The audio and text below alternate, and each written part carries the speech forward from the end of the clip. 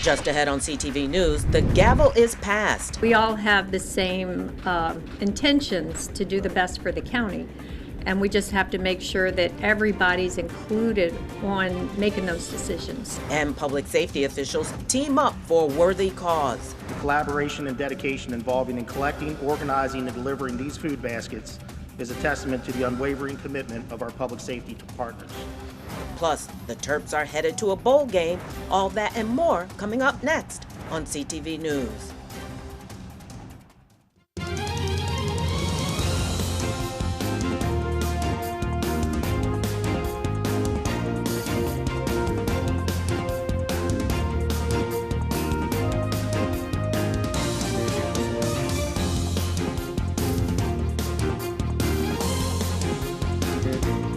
Good evening. I'm Byron Scott with the CTV News Update.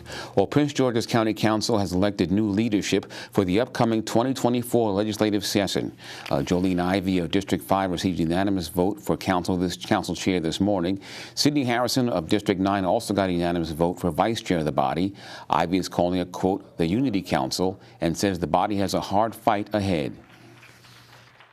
I always think you get the best results when you listen to all the voices and you put all your heads together and then you come up with the best choice. So that's what you're going to see. That's how I've always operated, and so that's what you'll see over the coming year. Every single council member is valuable.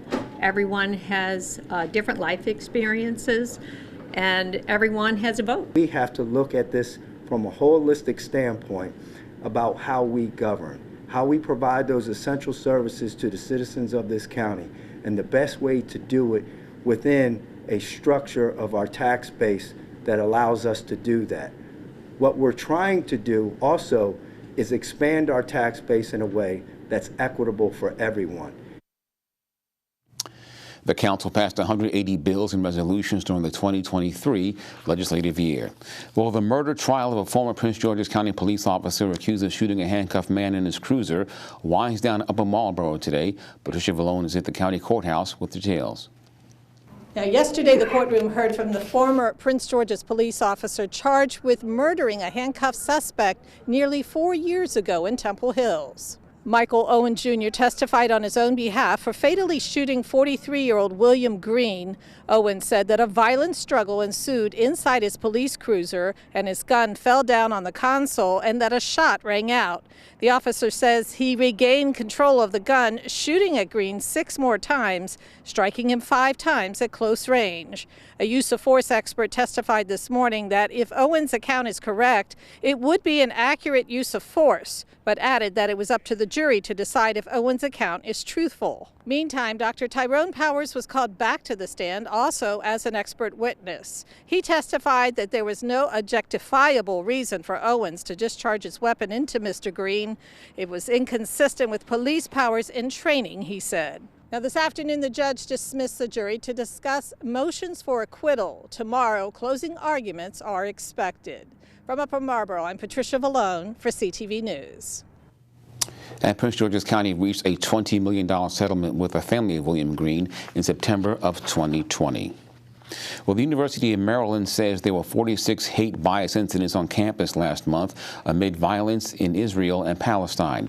The university says it's the highest number of reports in any single month since the Office of Bias Incident Support Services was created. Nearly 80% of the incidents occurred in October and November. 37 involved harm against individuals of Jewish or Muslim backgrounds. 3, 2, 1. Transportation officials cutting the ribbon today on the new Rhode Island Avenue trolley trail in Hyattsville. The $6.4 million trail is for bikes and pedestrians. It includes a paved surface, an Americans with Disability compliant path with buffer.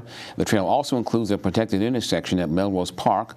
Officials say it's an integral connection providing a link to the Anacostia tributary system. So today we celebrate the opening of a phenomenal multimodal transportation project to launch the next phase of Maryland's Pedestrian Safety Action Plan and to highlight the future of multimodal transportation through a new Complete Streets policy.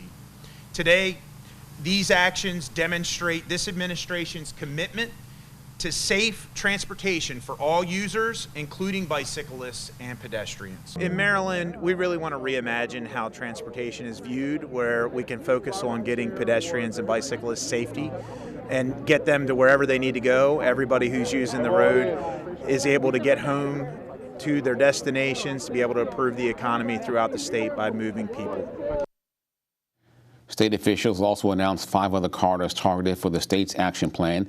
They include portions of the following roads: Maryland 650, Maryland 410, Maryland 150 in Baltimore County, MD2, and US 1 in Laurel, Howard County.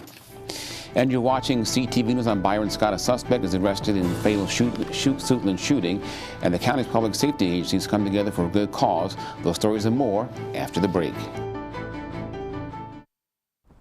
Substance use disorder and addiction is so isolating. And so, as a Black woman in recovery, hope must be loud. It grows louder when you ask for help and you're vulnerable. It is the thread that lets you know that no matter what happens, you will be okay.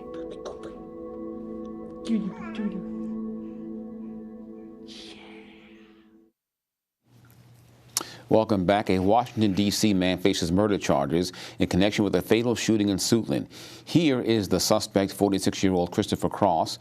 Police were called to the intersection of Branch Avenue and St. Barnabas Road on September 2nd for a crash. When officers arrived, they found the victim, Brian Akinfe, unresponsive near his motorcycle. Investigators say he had been shot. Akinfe died 10 days later. Police say the victim and suspect were involved in an ongoing dispute. And the fight continues over the decision to move the FBI to Greenbelt. Yesterday, Virginia lawmakers sent a letter to the Office of Management and Budget asking the agency to pause work on the new headquarters until a government watchdog can complete a review into how the site was selected. In response, Maryland lawmakers released a statement saying, in part, the only thing a delay would accomplish is to subject the FBI employees and the general public to a dangerous, unhealthy environment and substantially increase the cost to the taxpayer.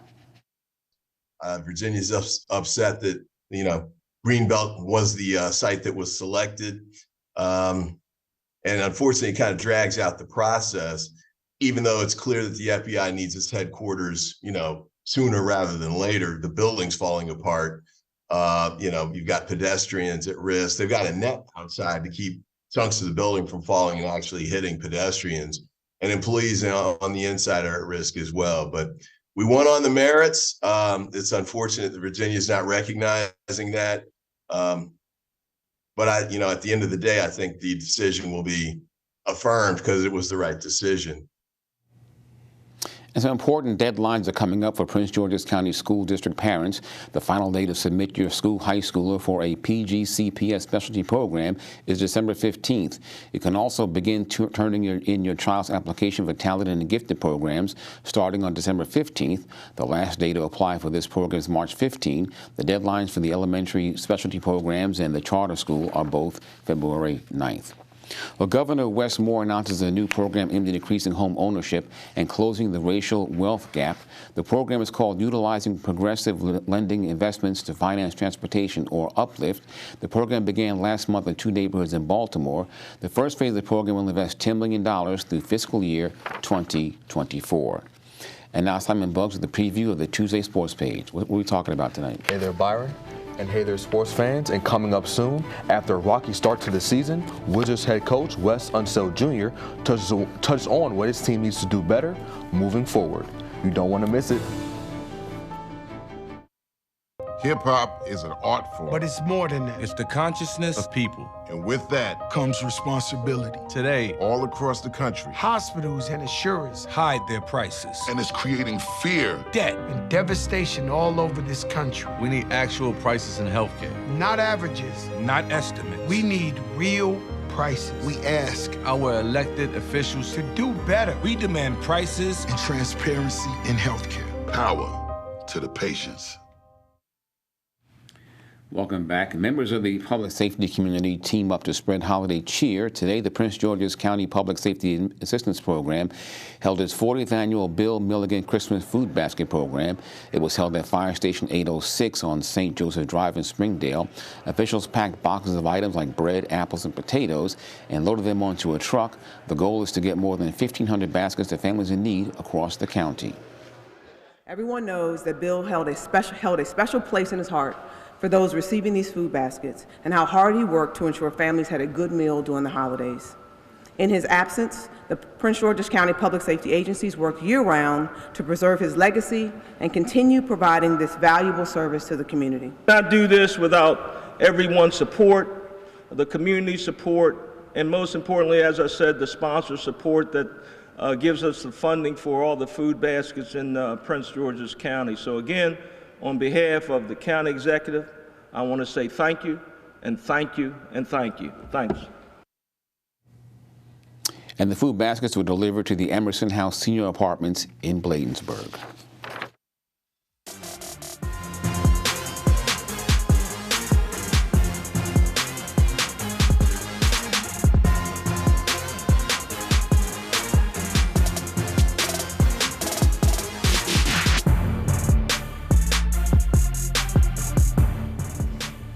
Okay, everyone, it's time for your Tuesday sports page.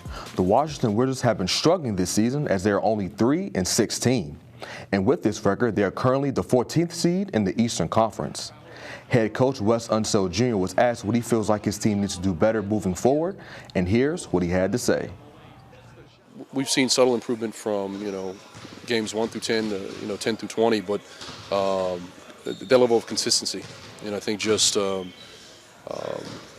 being in the right spot, I know it's something I'm going to be harping on quite a bit, but to give ourselves a chance, we've got to make sure we're a step ahead of the play. And we've seen it at times for a quarter, at times for a half. Can we do it for 36 minutes, for 48 minutes? That's the challenge. Washington's next matchup will be the Philadelphia 76ers tomorrow. Washington and Philly matched up earlier in the season, and Sixers center Joel Embiid had 48 points as the Sixers came out on top, 146-128. And Unseld Jr. touched on what he thinks his team needs to do in order to limit Embiid's offensive production this time around. Oh no, he's a really good player, and he hurt us quite a bit in side pick and rolls, so we're going to have to clean that up. Most of his damage was done actually in the mid-range, and thankfully not in the post. We still have to plan for that because he's a high-volume post-up player, and they're going to play through him. So whether it's top of the floor in the post, he's a high-usage guy. Making sure we're in sync, if we got to double him, that we're all five are on the same page, and there's an awareness to it. I think that some of those tough ones you'll live with, but minimizing some of the coverage mistakes that we saw the first time we played them.